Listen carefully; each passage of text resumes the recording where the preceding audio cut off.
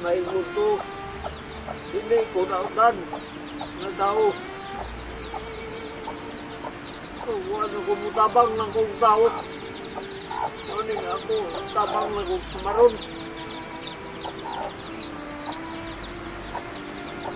Kaya di panlalim yung kinabuhi. Samaron, hindi paungutan pagmakal. At lang gining akong ika-istorya. Namutabang kong tao. Akong igagaw, akong may parihong diri. Kahit para lang yun kukuhan. Matambalan eh.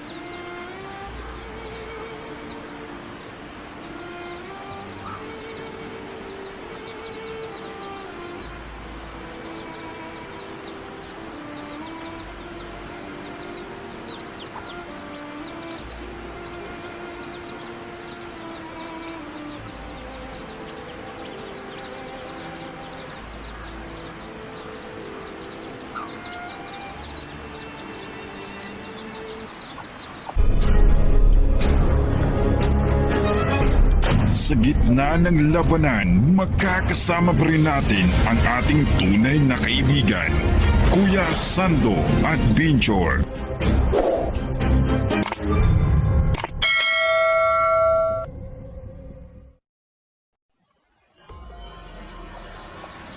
Mga idol, maayong bunpunto sa tanan o maayong hapon.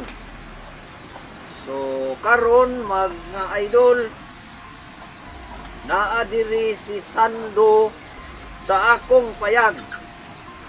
So karon mag-usap kami ng pinsan ko nga nurse.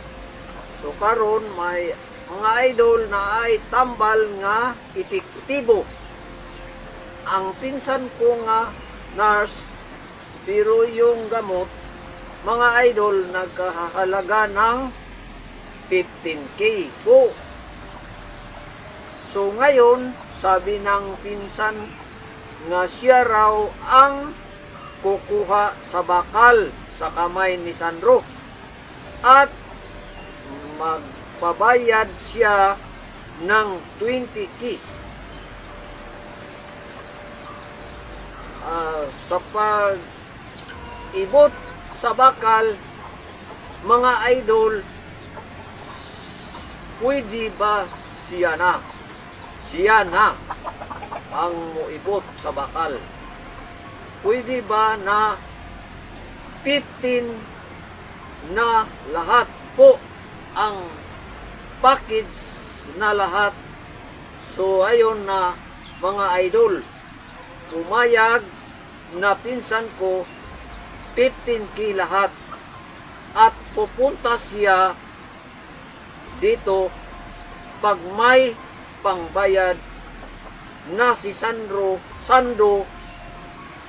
kaitong tao na to, mahirap lang siya.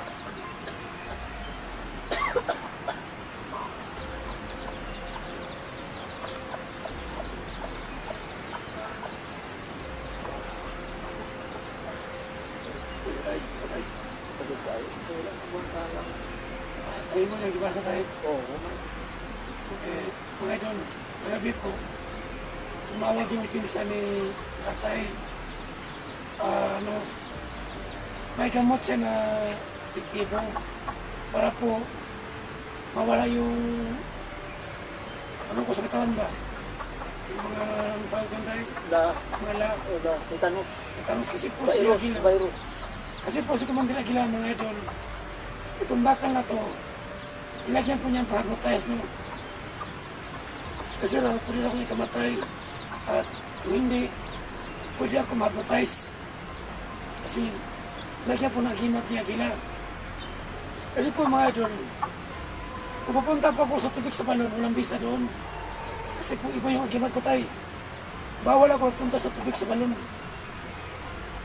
Bawal yun. So yung pinsan mo tayo, di ba nag-usap kami kagabi? Oo, gabi. So sabi niya sa akin Tinawagan ko gabi. Oh, so yung nag-usap kita kagabi, di ba? So sabi ng pinsan mo kagabi, sige Sando,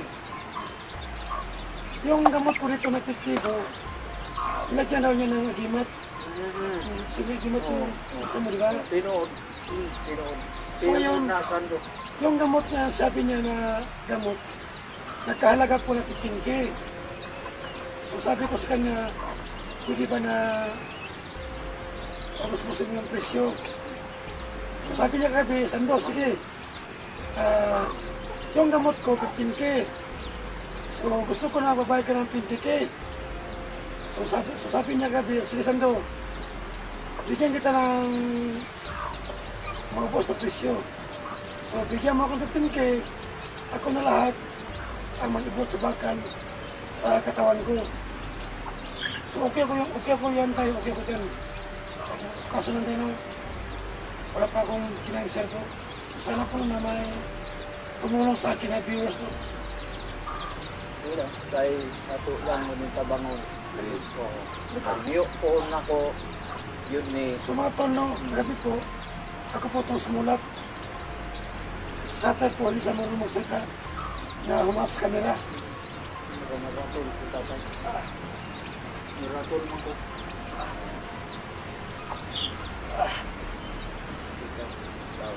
Okay. Katumar ka lang ang taong katuka. Ay, taman. Ugma pa man siguro. So, ganito po mga idol, no, masabi sa'yo kung sino totoo.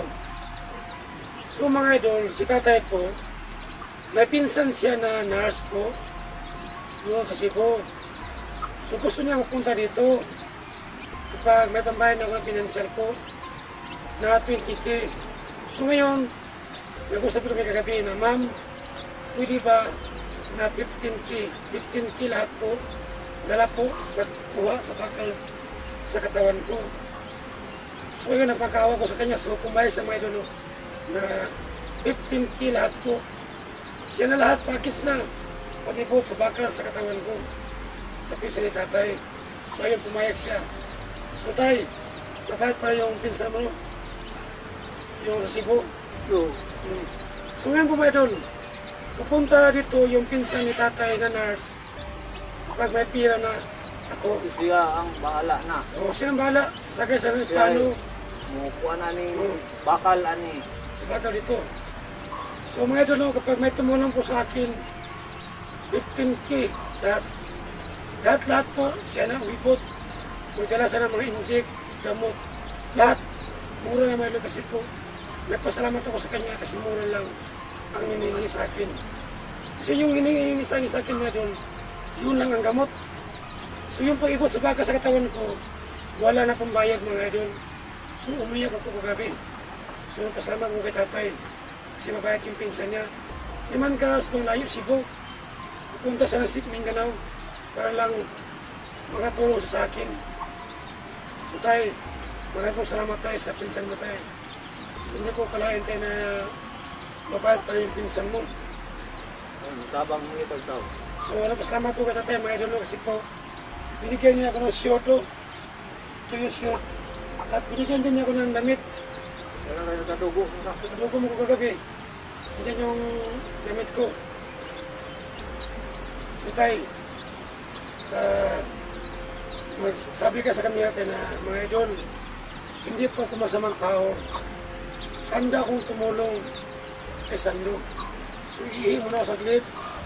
At ikaw mo na misalita na sabihin mo na hindi ka masamang tao. Gusto na tumulong ha. Ito mo lang ha. Ihi mo na ako saglit. Kasi ano, ihi mo saglit.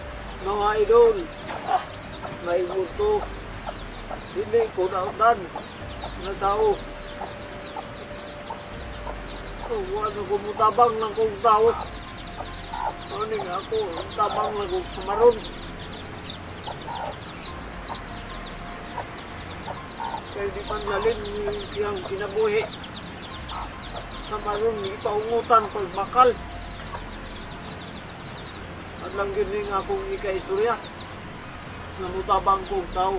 Akong gigagaw, akong ning pari diri. Kaya para nang yun pupuan. Matambalan eh.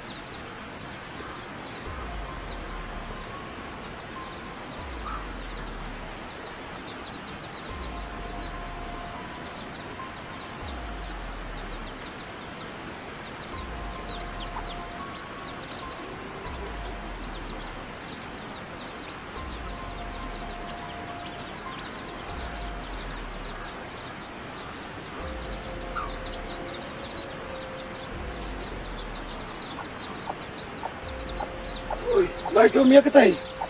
Bakit ka umiyak? Kuman. Di na tumapunan itong kahit saan. Nung gunalin ko na, Sa mga tolo, kita ko'y may una na. umihin ako ba ba? So nakita ko sa tatay na umiyak, no? Kasi po nawas sa akin, no? So may ko isa sa tatay, no? So alam ko naman may na mabait ko sa tatay. Kasi po kagabi, nag-usap kami ng pinsan niya.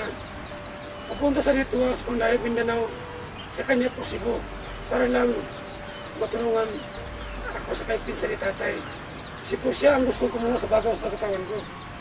So pagkis lahat mga idol, sabi na 20K. So ngayon, naawa sa amin yung pinsan ni tatay. So 15K lang. Sa gamot lang yan, 15K. Sa pag-ibot sa bakal ko mga idol, wala na pong bayad. Sabi ng pinsan ni tatay. Yun. Salamat kita ha. Na tulungan mo ko sa pinsan. Bilang wala pa mga ayun yung tabangay. Salamat sa aron ko patang ayun. Aron na mga ayun. Kapag mo kasi po na nawas tayo. Ganun niya. Yun. So guys, sa atin mga idol, no? Kita. Tutuwa ko ba na tutuwa ko na malungkot kasi may si tatay na. So ngayon po mga idol, no? Kailangan ko muna mabasa sa paligid, no? Tingnan ko muna sa paligid kung may tao ba.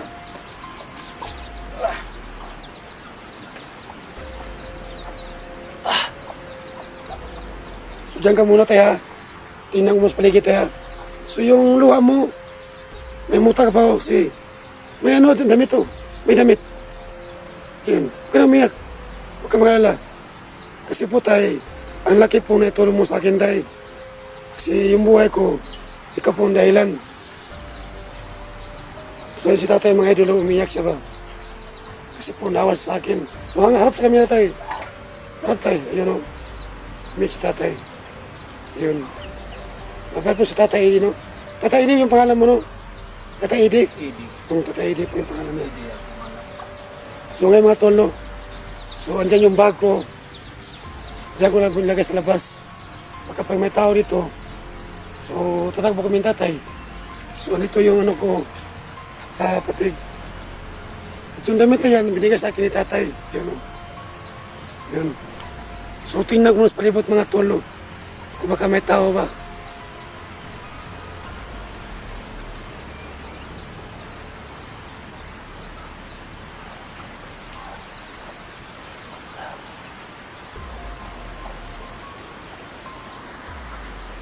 So mga tol, no? Kanang masipon ako sa paligid, no? Baka may dumating na tao ba. So hindi ko pa naramdam, no? Kasi po mga tol, so ganito po mga idol, no? Kapag may tao po dito, malalaman ko yun. Kasi may agimat ako. So sa gila din, may agimat sa gila. Sa bala po, hindi ako matablan. Natablan lang ako sa itong baka na to. Kasi po manilagay sa agila na agimat din. Kaya po sakit po mga tol, kinakaya ko lang. Ganun. Sige, matala.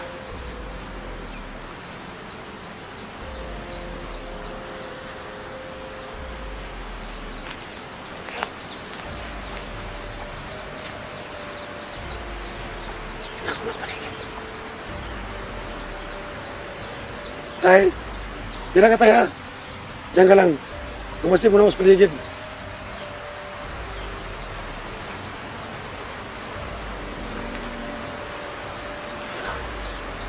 So walang tao, no? Tahimik. So, babalik ako sa tatay.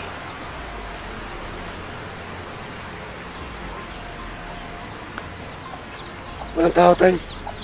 Tingnan mo sa ano tayo, likuran tayo. May tao dito. So wala din, ha?